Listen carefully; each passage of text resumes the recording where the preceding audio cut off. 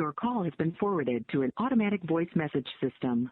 Matt Horn is not available. At the tone, please record your message.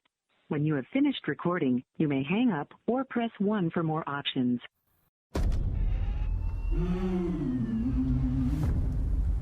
In every investigation, there comes a point where every single lead seems to go down the drain. And you have to retrace your steps to get back on the right track.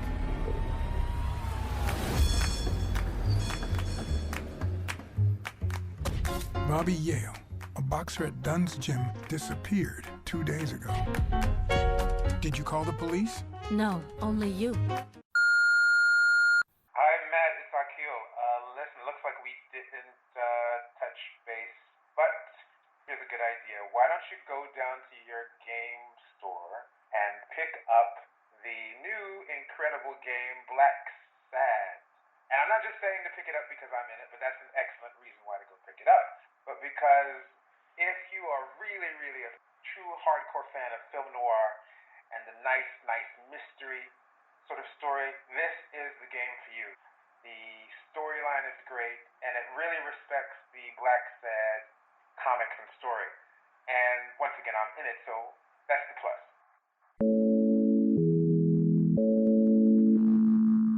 on the line. We have Akil Wingate talking to us. From where are you talking to us for, Akil? Paris, France. I wasn't expecting that.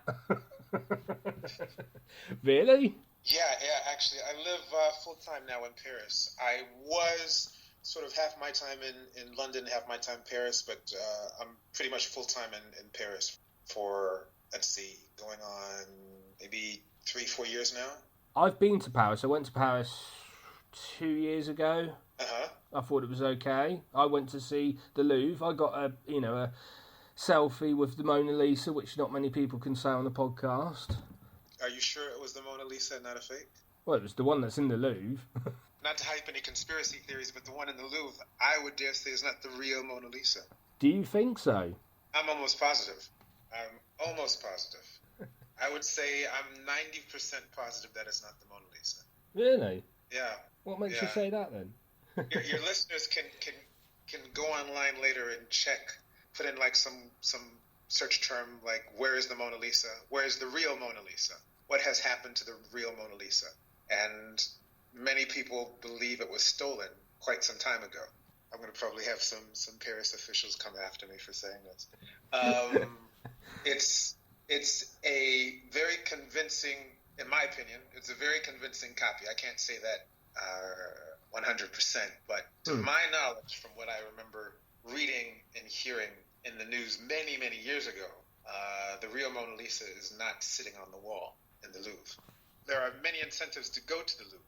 Yeah. Not just the Louvre, but also the Musée d'Art Moderne, which is my favorite in Paris, and also Pompidou, where you have so many great works, sculptures and paintings and antiquities. But I know a lot of people flock to see the Mona Lisa, and then once they see it, like, okay, I've seen it, now we can leave the Louvre. But actually, there's so many other great works of art that are housed there in the museums here in Paris. But I will say, I still stand by this.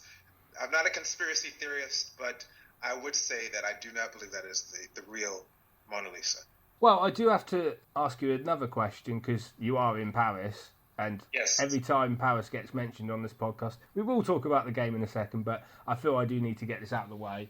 What are your thoughts on the Paris metro system? I know it's an odd question, but I like asking it. Let's see. Well, I'm a New Yorker. So to put this in context, I'm a New Yorker. I went to school in England. Mm-hmm. I live in Paris. And I travel extensively at least once a month. And so I have a ranking system of metro systems. Now, in terms of practicality, the Paris metro system is great. In terms of cleanliness, I would say it is okay. In terms of fare cost, it's still pretty good. Now, compared to New York is complex. New York's subway system is very complex. I'm a New Yorker and I still get lost. But by hook or by crook, if there is a point on the map in New York that you need to get to, you can probably get there by the subway. The Tube, I feel, is probably the most expensive between the three, but it is definitely cleaner than Paris. But I would also say that come rush hour, it is also a little bit more congested than Paris's rush hour on the Paris metro system. I would say in terms of practicality, Paris's metro system is efficient. In terms of cost, it's not too expensive. In terms of cleanliness, it is probably just above New York's, which is not a high standard in terms of cleanliness. So the reason why we've got you here is regarding Blacksad Under the Skin. Yes. Yes. Obviously, this is a game that's come out not so long ago. Interestingly, you mentioned that it's based on the comics. Working with the team, because the production team is actually based out of Spain. Working with the team, they made it a point to be as close to the stories as possible.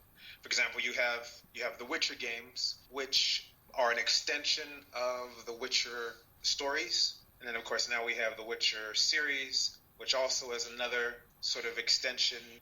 Each have their own sort of separate universe. Blacksad, from everything that was communicated to me by the production team, is really supposed to be as faithful to the Blacksad universe as possible, without taking too many liberties, without alienating people who are faithful to its origin, but also making people who are straight up gamers become curious about exploring more about the whole Blacksad sort of legacy, so to speak.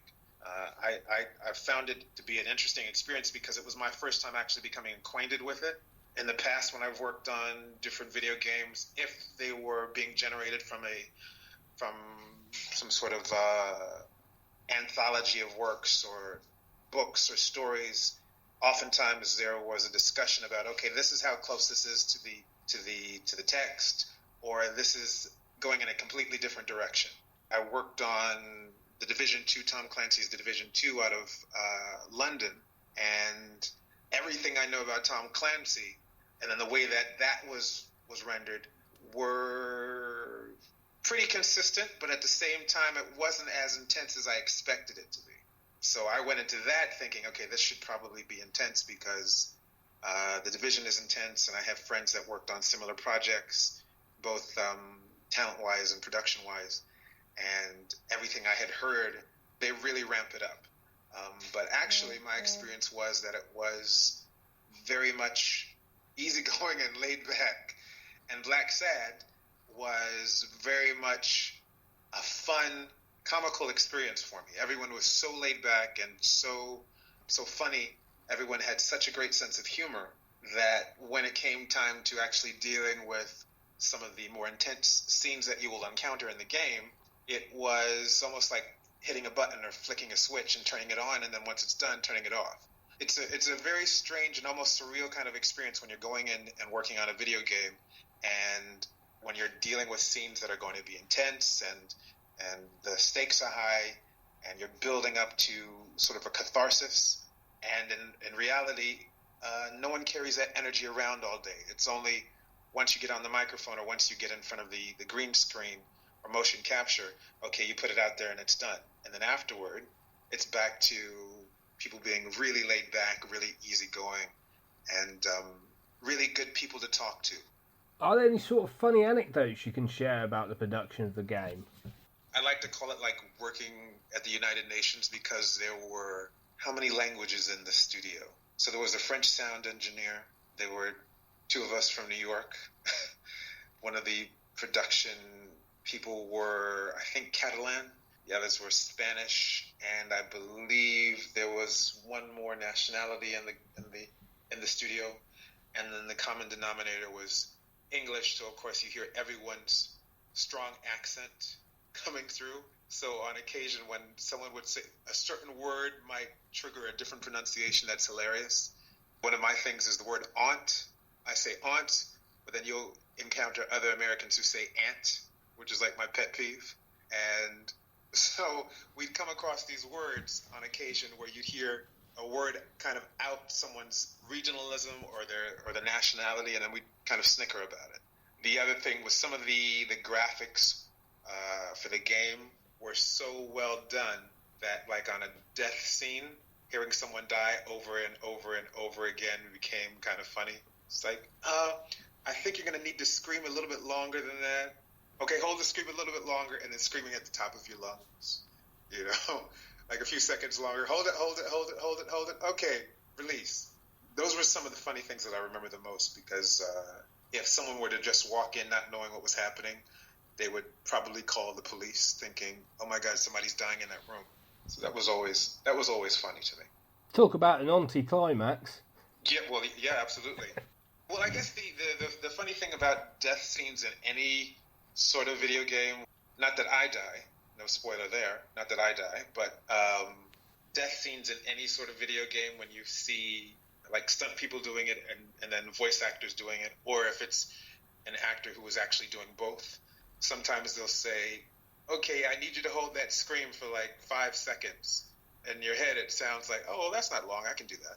And then 5 seconds feels like it's 30 minutes, and you're trying to hold the intensity of a long scream, and you don't have enough air, so by the time you get to like halfway through, your scream sounds more like a whisper. And so people are laughing like, oh, you went out like a whimper. That wasn't so great. But then, of course, the best thing is when you can see people playing the game and you see the scene happen before them and they're convinced. So it pays off. Have you had a chance to play it? You know, I've never played any of the video games I've worked on. People always ask me what my favorite video game is to play. For me personally, it's Tekken Tag Team, because it's such a stress reliever for me. And then the games that I've worked on, I know all the secrets, so it's not quite the same thing for me. I like to watch people play to see if they can figure it out and to see what their reaction is to it and how they become invested. But I've never actually played any video game that I've worked on, ever. In fact, I've never had that conversation with any other actor or stunt person to ask them if they've ever played any of the video games that they've actually worked on. That's a good question. I'm curious myself. But it's also something, you know, in terms of film and TV, I don't really watch any of the things I do, because when you've kind of lived it, it sort of stays in your circulation, in your blood. I walk away knowing what I've done, but also knowing that if I watch what the editor might do, or I watch what might be done later in post, it might sort of ruin my internal experience that I had in the process of doing it. So I don't really watch too much, and I've never played. Well, let's talk a bit about you, Akil, you yourself. What made you want to get into the industry in the first place? Okay, good question. Long story short, I went to Bristol for film production. My master's was in film production, and I was studying to become a film director. And it was just the luck of the draw that I actually ended up studying film, because I was originally going to become a law student, and I had taken the GRE, the graduate exam that you take from undergraduate university before going either to master's or a PhD program or law school. And I didn't study for the exam, but at the same time I was like 70 points shy of a perfect score. And so I told the exam people that I wanted my results sent to all the best law schools. So a few months later, I started getting these offers from all these different great schools, Princeton, Harvard, etc. But they were offers of invitation to study theology. And my first thought was, why am I getting these letters of invitation to come to study religion? I didn't request religion. I've never studied religion. What is this? And so I sent out one application for one film school, and that was Bristol's film school. And they said yes. And so I went to study, and maybe a month in, I started getting notifications from the GRE committee saying, we apologize, we sent your scores to the schools of divinity and schools of religion and not to the schools of law. We made a mistake. We can send your results now. I said, nope, it's too late. I'm here now. And that was my sort of foray into working in film and TV. And let's see, long story short, I had done a number of things like gymnastics and martial arts and that kind of thing, and had even done stunts back in Hollywood. And had done a number of different video games years ago, but the first major video game was probably Detroit, and I had gotten contacted for Detroit by the gentleman at the studio here in Paris, and they brought me in, and it was like shooting a feature film, but with cameras at every angle. So rather than having the impression that I was actually working on a video game, it was like I was shooting some sort of big budget sci-fi film where you're on a soundstage, you're in a motion capture suit, and you are really, really following a text and a script that, for all other purposes, could be a blockbuster sci-fi film. And after I finished working on Detroit, I got asked to work on a number of other different video games, and just one after the other.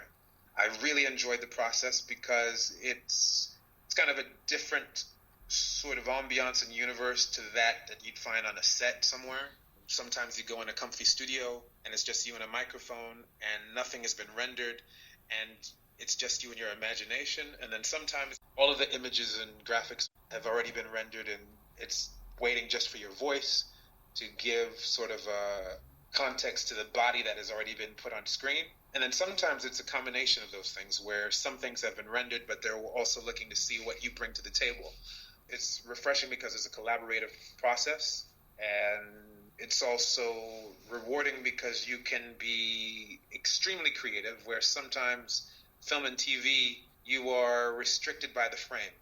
In a conventional sense, not everything is as wild and crazy as elves and fairies or a talking cat or a journalist monkey or, androids and robots and all of these different kinds of things that you can find in video games. And so for a lot of adults, it allows us to really be as childlike as possible. I think that is probably the biggest reward to it for me personally, and that's been part of the incentive for me to continue doing it. And I haven't looked back ever since. The first day of shooting on a video game was intimidating for the first few hours, and then afterward, you let go, and then you find yourself really wallowing in each exciting moment and being thankful that you have those moments to cherish. I'm glad that you've mentioned Detroit now. I thought I was completely, done with the podcasts, and yet here we are again. We're back here with Detroit again. I am so happy that game exists. I am so happy with what David Cage produced. I am very happy that I got to meet Brian last year, and what a man Brian is. He's a jokester. He's a really, really nice guy.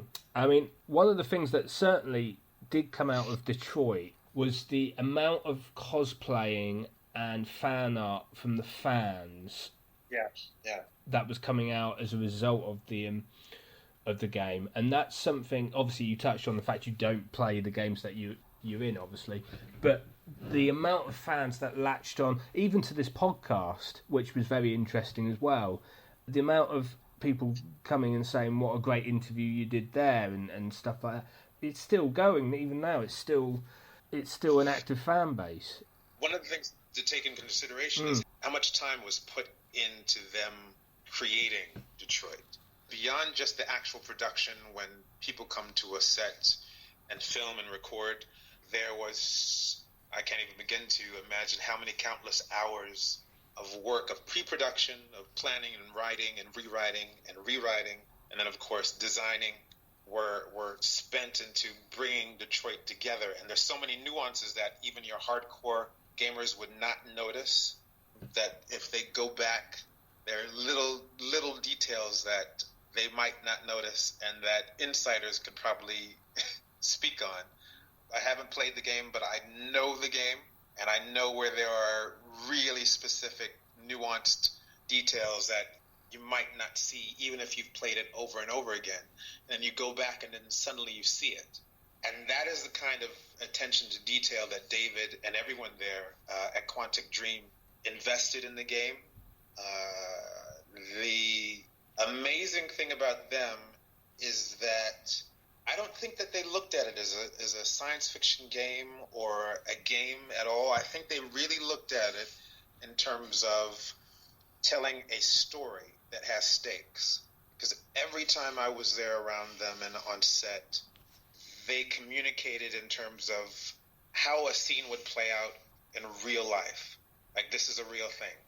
And I think part of the appreciation for Detroit is that it is extremely realistic, and that those performances that you get from everybody on that cast are actually those actors' performances, and that the faces that you see are kind of sort of merged with the genuine human performance that was there on the set.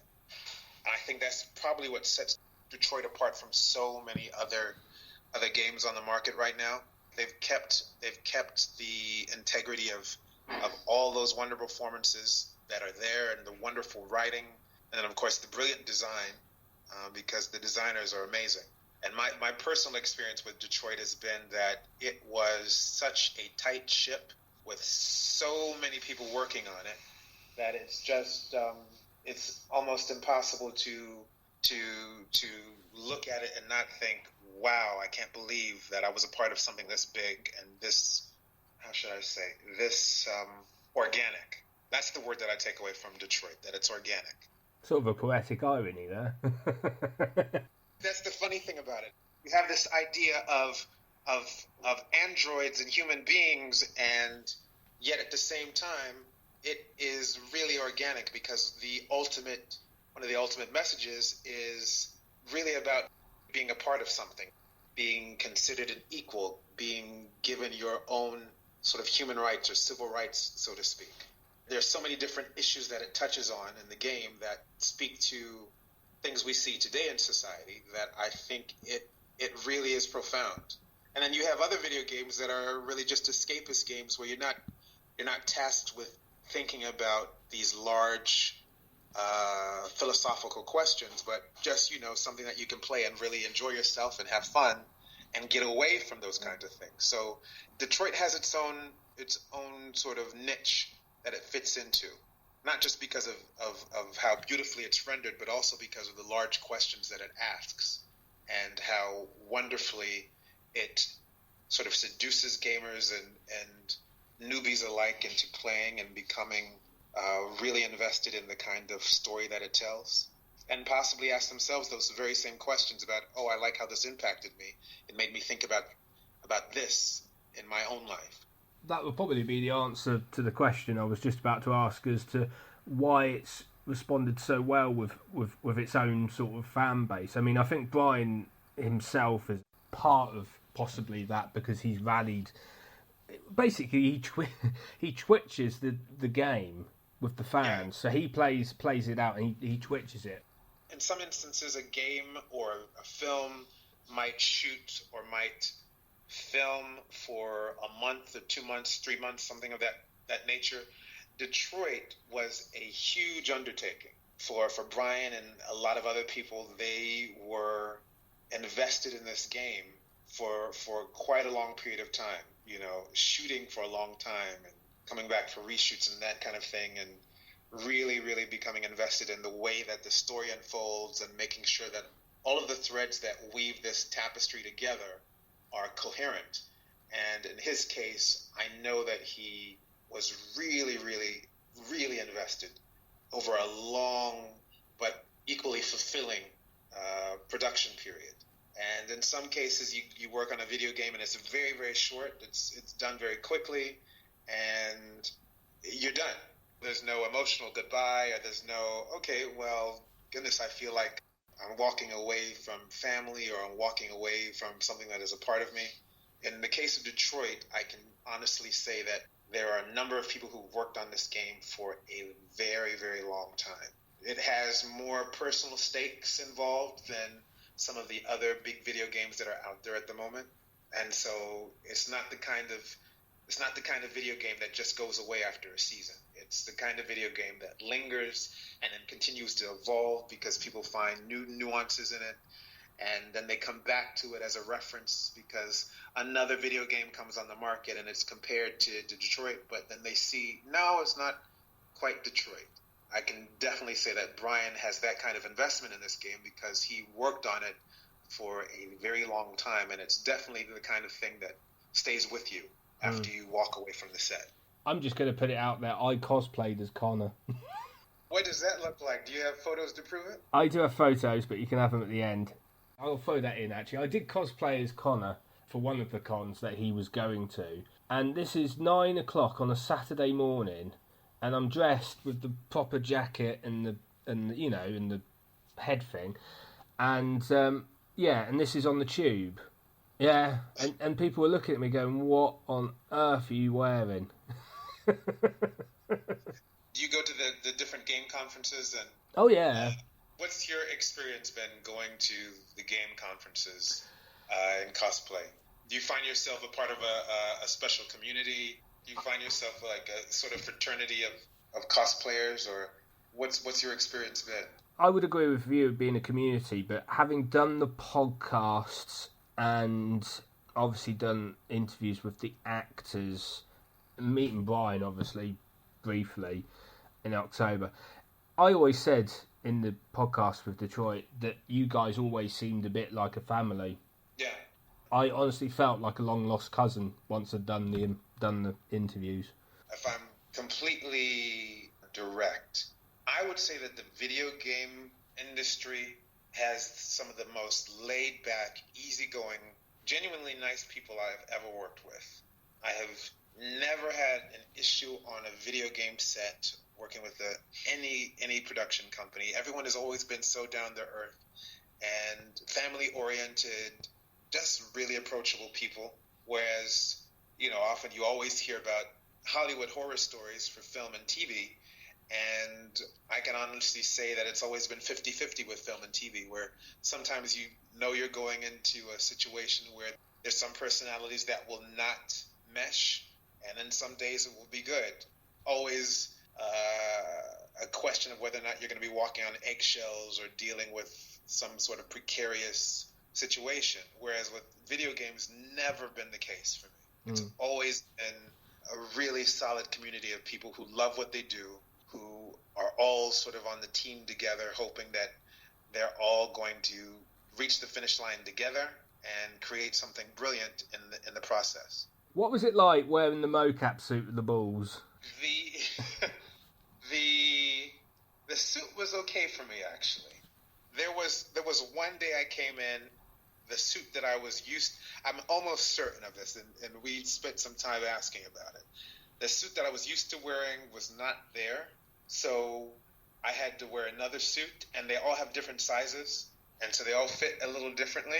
They all have different colors to tell you, okay, this is your suit, and I believe mine was like yellow or orange or something like that. It was yellow or orange. And I went in, and I couldn't find that suit, and I thought, okay, well, I guess this is the one I'm going to have to wear. And it just felt that on that one day, it felt so strange because I knew for a fact this was someone else's suit. And I don't know, maybe I'm superstitious, but it was almost as if the transference of their energy was in that suit. And I don't know who it was, but all I could think is I need to get out of this suit. This is not me. Like I'm putting on somebody else's skin. And then the sensors that they put on all over your face. When you're on that set, if they fall off, you have to do your best to try and find them. And so there'd be times when one would fall off, and we'd say, okay, we got to find it because in post we'll see the sensor somewhere on the ground and it will show on the camera. And so I remember on occasion a sensor would fall off, we would not find it, and I would get back home and I would find the sensor somehow like sticking to my neck or something. Somehow it disappeared, or it had like fallen from my forehead and somehow landed at the base of my neck, and I would have gotten home and that sensor is like sticking to my neck. It's like, where did you come from? It wasn't disorienting.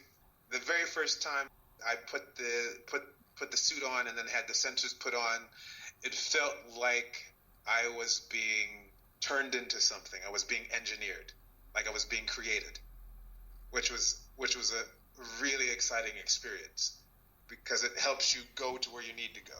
And then afterward, it became sort of a ritual where I felt like, okay, the suit and the sensors are now a part of a second skin.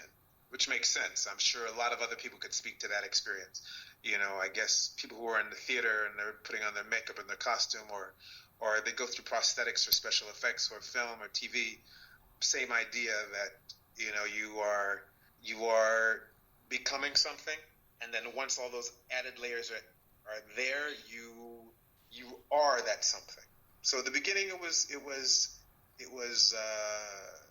was kind of like an out of body type of thing, and then afterward it became sort of a ritual type of thing for me. But also, other than that, they were very sweaty. I've heard about that. yeah, they were very sweaty. They were very sweaty. Well, obviously you've been in a number of different projects, as we know. Which actors and actresses have been your favourites to work with, and why? And who would you like to work with in the future? Let's see. That's a good question. Well, I can tell you who I'd love to work with in the future, and then I'll come back to who my favorites were. I would love to work with Viola Davis. I love her. I think she is just gutsy. She just goes for it and bears everything. I absolutely adore her. I also like, let's see, I love the cast of Fleabag, that whole cast of Fleabag. I love that cast. That cast is just spot on. I wouldn't change anything about it. And if they could bottle that up and put it into a perfume bottle and sell it, they'd make millions from it. That entire cast, I would work with that entire cast from Fleabag. Now, let's see. Favorite actors that I've actually worked. I worked with The Rock, Dwayne Johnson, and Exhibit, in fact. And both of them were the most down-to-earth people I've ever worked with. And I've worked with some people who were superstars like that, and they behaved like superstars. But Dwayne Johnson, he was really, really just an amazing person to work with and talk to. Very down-to-earth, very approachable. Nothing about him screaming superstar or Hollywood. And just a very nice guy. Really enjoyed that. And Exhibit also is possibly one of the coolest and funniest people. Oh, actually, Eric Roberts. He's an extremely nice guy. Really, really nice guy. And I was pleasantly surprised. Really, really nice guy. There's kind of a saying in the business that a lot of times the people who play your villains are probably some of the nicest people you will ever meet. And I suppose that hypothesis might be that sometimes the people who play your heroes aren't quite so much heroic. But I can definitely say that of all the people that I've met that were always playing your really slimy, really nasty villains were some of the nicest people I have ever met. Well, I'm going to give you a 1-minute plug, Akil, to plug Blacksad and anything else you've got coming up. Okay. Let's see. Well, Blacksad is quite an homage to film noir, and it really, really does film noir justice. I would say that the graphics are brilliant, the story is brilliant, the characters are absolutely just jaw-dropping, and that the game is everything that it should be and more. And if you are the kind of person that loves to sort of feel yourself immersed, not only in the story and the game itself, but also in the ambiance and the atmosphere and universe, so to speak, of a game, this is the game for you. This game is definitely the kind of game that will keep you playing for quite some time. Yeah. And on another note, you can always watch me live on Channel 5 every night from 1 to 3 a.m. hosting the live casino show for 21.co.uk. And what else could I plug? Possibly some new music coming out soon. Well, Akil, it's been a pleasure interviewing you. Thank you. I've really, really enjoyed it. It's been an absolute pleasure. Obviously, we'll have to get you back. Yeah, I'm working on a new video game that I'm not allowed to say the name of, but it's exciting. Is it a Quantic one? I'm not going to say who it is. Ah. I'll say this, it's magical. Oh, okay. It's magical, but I probably threw you off by saying that. Not really. Well, Akil, thanks very much for your time. Thank you. I really appreciate it. Bye-bye now. All right. Bye-bye.